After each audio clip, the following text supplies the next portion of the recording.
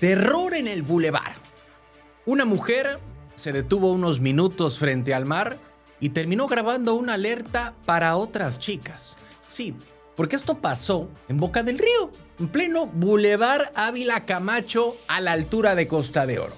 Eran como las 5:30 de la mañana, esa hora en la que la calle pues todavía se siente medio sola, medio vulnerable, y ahí empezó lo incómodo. Elizabeth Hernández cuenta que solo se bajó de su carro para tomarle fotos al mar, nada más. Una banca, el bulevar, el amanecer, pero entonces escucha gritos, voltea y era un taxista. Y no le estaba preguntando una dirección. Según ella, el hombre comenzó a decirle cosas obscenas, a decirle güerita, ven, con esas palabras, e incluso le insinuaba que se subiera al taxi para irse juntos. Así como están escuchando. Empezó a decir de que vámonos güerita, súbete, y vulgaridad y media que no voy a mencionar aquí porque me da vergüenza realmente las cosas que empezó a decir. Y aquí hay algo que molesta porque todavía hay mujeres que se sienten con la necesidad de aclarar cómo iban vestidas, como de verdad si estar en un espacio público necesitar explicación, como si tomar una foto fuera una invitación para aguantar a un desconocido. La joven dice que el taxista parecía haber tomado alcohol y cuando ella intenta grabarlo, obviamente el hombre arranca y se va. Cuando reaccioné, dije voy a grabar, entonces saco el celular y lo empiezo a grabar, pero nada más vio el celular y se fue. O sea, porque él se estacionó. Vaya, muy valiente para gritarle desde el taxi, pero pues no tanto cuando aparece la cámara, ¿verdad? El número económico que ella señala es el 3990 y su mensaje no fue solo una denuncia, fue una advertencia, porque el problema no es una frase vulgar, el problema es esa sensación de que una mujer no puede estar sola ni frente al mar sin tener que activar el modo defensa. Y lo más incómodo es que hoy fue una alerta en redes sociales, pero si nadie revisa quién anda manejando ese taxi, mañana puede ser otra muchacha en otra calle y a otra hora. Noticias locales. ¿Secuestraron a Zepeta?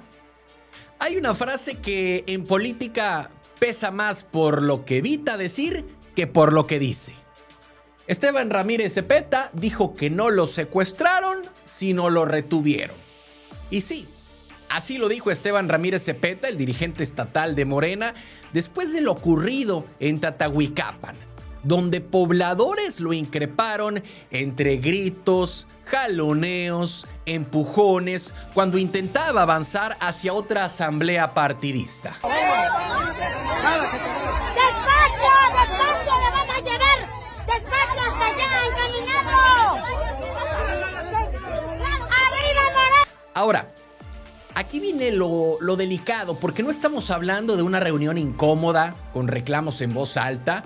Estamos hablando de un dirigente que tuvo que ser jalado hacia un vehículo en medio de una tensión que ya se había salido del carril político. Él obviamente bajó el tono, dijo que no fue secuestro, que fue una retención y que lo tomaría como una manifestación de compañeros. Vaya, muy diplomático, sí, pero también revela algo, porque cuando dentro de un partido ya se pelean hasta el paso a una asamblea, pues el problema no es menor. Y ojo, Esteban Ramírez Zepeta no acusó de frente, pero sí dejó caer una duda de que algunos decían ser de Morena, aunque no necesariamente fueran morenistas. Sí, no, pues ahí decían que eran morenistas, pero pues también pueden suceder otra cosa. No son del movimiento, no son morenistas. No, pues es la verdad, pues pueden decir que sí, pueden decir que no. Ahí está ahora en la asamblea, ¿qué puedo decir más? Y esa frase suena suave, pero políticamente abre otra grieta. Porque el pleito no es solo quién entra, quién manda o inclusive quién convoca. Es quién se siente dueño del movimiento. La dirigencia habló de diálogo, de madurez, de canales institucionales que suenan bien. Pero cuando los jaloneos ya llegaron a video, la unidad ya no se presume, se reconstruye. Y lo incómodo es que la gira siguió como si nada, pero la imagen ya quedó ahí, viralizada y circulando en redes sociales. Un partido diciendo que son plurales, mientras en territorio alguien está cerrando el paso. Noticias locales. Se esfumaron 400 millones del gobierno.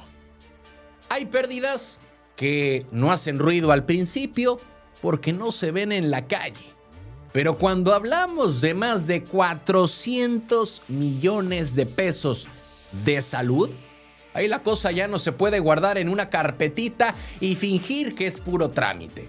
Según una investigación de Reporte Índigo, Veracruz habría perdido recursos de Sesber que estaban depositados en Accendo Banco durante la administración de Cuitláhuac García. Dinero que en teoría pues era para servicios de salud, no para quedar atrapado en la quiebra de un banco. Y es que, a ver, hay que decir una cosa, porque en su momento se dijo que los recursos estaban garantizados, que se iban a recuperar, que las autoridades financieras federales entrarían al quite, que suena tranquilizador. Hasta que pasan los meses, cambian los gobiernos y el dinero sigue sin regresar. Más de 400 millones de pesos, sí, pero el dato no pesa solo por la cantidad. Pesa porque hablamos de salud pública, de hospitales, de atención, de un sistema que siempre dice que no alcanza, mientras una bolsa enorme quedó atorada en liquidación. Ahora, la administración actual reconoce que el recurso no ha sido restituido y que Sesber ha tenido que seguir operando con otras fuentes de financiamiento. O sea, el servicio no se detuvo, pero el hoyo ahí está. La pregunta incómoda no es solo si se puede recuperar el dinero, es quién decidió ponerlo ahí, quién evaluó el riesgo, quién dio seguimiento y por qué durante tanto tiempo se vendió la idea de que todo estaba bajo control. Porque cuando se pierde dinero público, nadie lo siente como pérdida personal. Pero cuando ese dinero era de salud, alguien en algún consultorio, en alguna cama, en alguna fila, termina pagando la factura. Noticias locales. Camión terminó en ringe en Veracruz. Sí, en Veracruz ya ni subirte al camión garantiza que solo vas a llegar tarde. Ahora, pues también puedes terminar viendo una pelea y en primera fila. Pasó en plena avenida Salvador Díaz Mirón, en el puerto de Veracruz, de noche, alrededor de las 10, cuando un chofer de la ruta Arboleda-San Miguel terminó enfrentándose con un pasajero dentro de la unidad número 405. Y aquí hay algo raro, porque nadie sabe bien qué detonó todo, pero lo que sí se ve es que la discusión subió de tono hasta convertirse en riña, mientras los demás pasajeros grababan, miraban y algunos dudaban si meterse o mejor hacerse para atrás. Porque esa también es parte de la escena. Todos quieren que alguien se pare, pero nadie quiere terminar recibiendo el golpe que no era suyo. Y ojo, no estamos hablando de una calle vacía, era Díaz Mirón, cruce con Ignacio de la Llave, con automovilistas, con peatones, gente viendo el relajo y aún así, según los reportes, ninguna autoridad llegó al momento. Y es que a ver, después nos preguntamos por qué cualquier pleito se vuelve espectáculo público.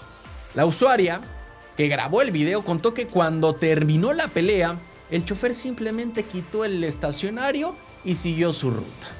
El pasajero se bajó y cada quien continuó como si nada.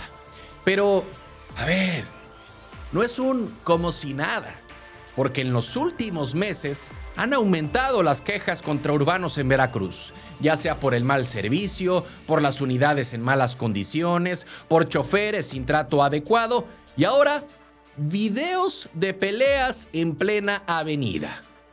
El problema no es solo un chofer y un pasajero perdiendo la cabeza. No, señores. El problema es que el transporte público ya se volvió una ruleta, donde nunca sabes si vas a llegar a tu destino o si primero te toca presenciar el próximo escándalo. Noticias locales. El aviso de la auditoría a nadie. Cuando una auditoría dice que no hubo daño patrimonial, pues muchos respiran. Pero cuando también dice que hay áreas de mejora, ahí es donde empieza la parte que no conviene brincar.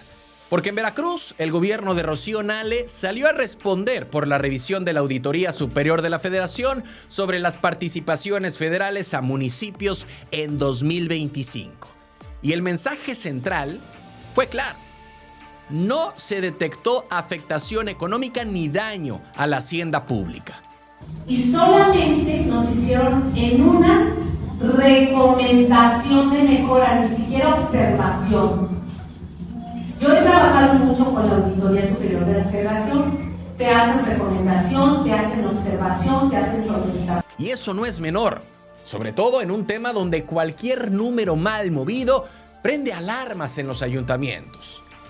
Pero tampoco es para echar campanas al vuelo, porque la Auditoría Superior de la Federación revisó cómo se calcularon, cómo se distribuyeron y transfirieron recursos a los 212 municipios. Estamos hablando de una bolsa original de más de 17,000 millones de pesos, de la cual se descontaron más de 2,805 millones para cubrir adeudos. Y ahí viene lo fino, porque el problema no fue que se comprobara un desvío, sino que se detectaron controles que deben apretarse. La propia auditoría señaló que durante los primeros meses se usaron coeficientes desactualizados y que en algunos casos hubo transferencias fuera de los plazos previstos. De esta manera, pues se nos ayuda a transparencia, a una mejor administración dentro del gobierno y nos rinde más el dinero porque yo tengo muchas cosas que hacer, tengo obras, tengo que pagar la bolsa, tenemos muchas cosas que hacer y vamos avanzando en Veracruz. Vaya. No es un desfalco, no es un escándalo de desfalco, pero sí es aviso administrativo serio. Porque aquí el punto a favor del gobierno es que no se escondió. Respondió, explicó y dijo que la recomendación ya está siendo atendida. Bien por corregir rápido, pero también hay que decirlo. Los municipios no viven de buenas intenciones, viven de depósitos puntuales. Y si Rocío Nale quiere marcar diferencia, este tipo de detalles son justo donde se demuestra si el orden financiero va en serio o solo se presume en comunicado. Noticias locales. ¿Qué huevos de ladrón en Boca del Río? Hay robos que parecen pequeñitos hasta que entiendes lo que realmente exhiben. Un hombre en bicicleta, pues llegó a un puesto de huevos en Boca del Río, miró, esperó y cuando vio el descuido se llevó un cono como si nada. Sí, un cono de huevos.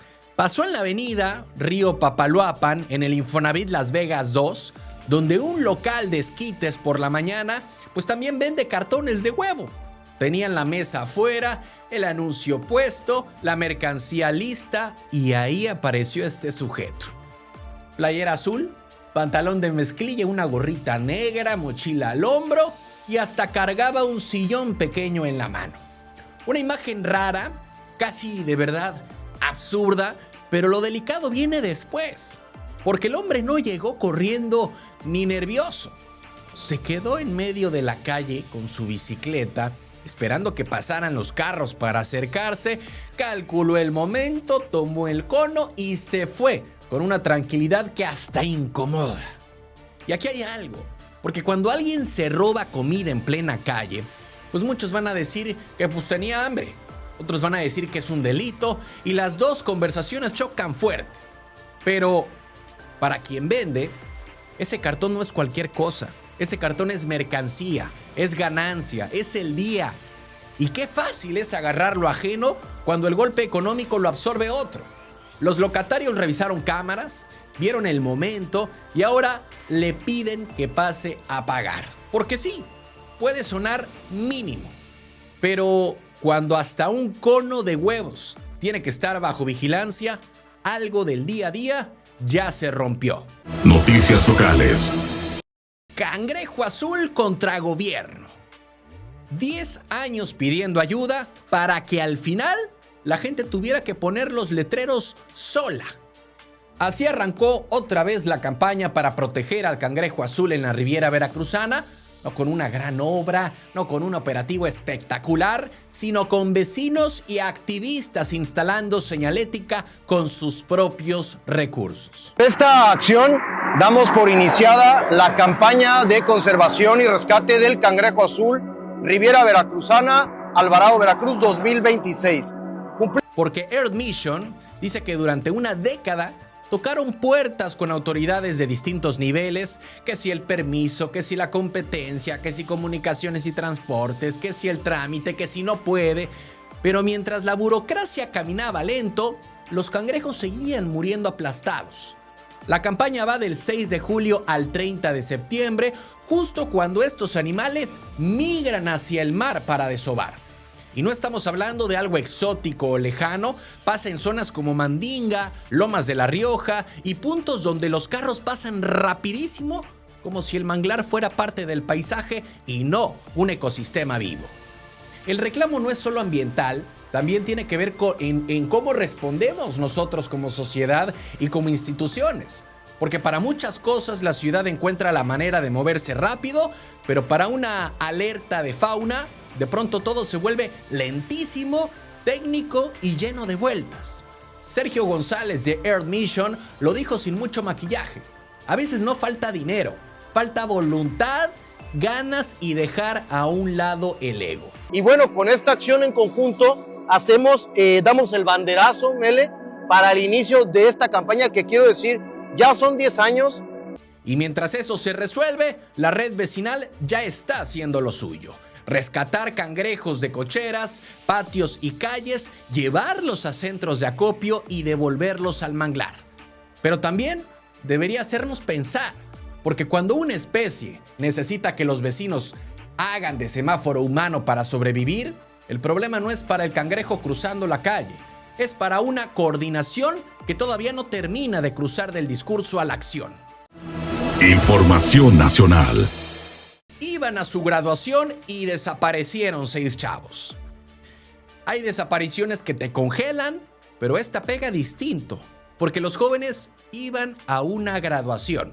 Sí, a una graduación, a cerrar una etapa, a tomarse fotos, a regresar a casa con una camisa planchada y una sonrisa familiar. Pero 6 adolescentes desaparecieron en Jalisco en menos de una semana. Y ahora la principal línea de investigación apunta a algo muchísimo más oscuro. Posible reclutamiento forzado por parte del crimen organizado. Y ahí empieza lo inquietante, porque los primeros 3 desaparecieron el 25 de junio en Puerto Vallarta cuando esperaban al transporte para ir a su ceremonia. Flor Jocelyn, de 18 años, José Israel, de 17, y Elvira Montserrat, de apenas 14 años. Después se comunicaron con sus familias, dijeron que estaban bien, que no regresarían, pero las autoridades no están tomando eso como una explicación suficiente, porque cuando un menor desaparece y luego manda mensajes raros, eso no tranquiliza, al contrario. No pertenecer a ningún cártel. Ellos son unos niños, 13 y 15 años. ¿Cómo van a pertenecer a un cártel unos niños de 13 y 15 años? 5 días después, en Guadalajara, otros 3 adolescentes desaparecieron tras acudir a su graduación en la secundaria técnica 113. Justin Enrique, Jordan Isaac y Christopher Alfredo, todos entre 14 y 15 años.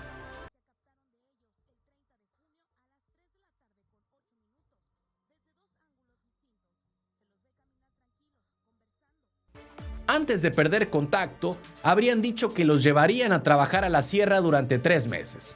Luego, una madre recibió un mensaje que solo decía que orara por ellos. Y eso ya no suena a travesura, suena a miedo. Diciéndome que se va a ir 3 meses y que ore por él y que me ama mucho. La fiscalía pidió apoyo a Colima y Michoacán y las alertas ya están activas en todo el país. Pero lo más brutal es la imagen que queda en esta situación. Se fueron a una graduación y terminaron entrando en una investigación donde la palabra más pesada es reclutamiento. Porque en México A veces, ni celebrar que terminaste la escuela te garantiza volver a casa.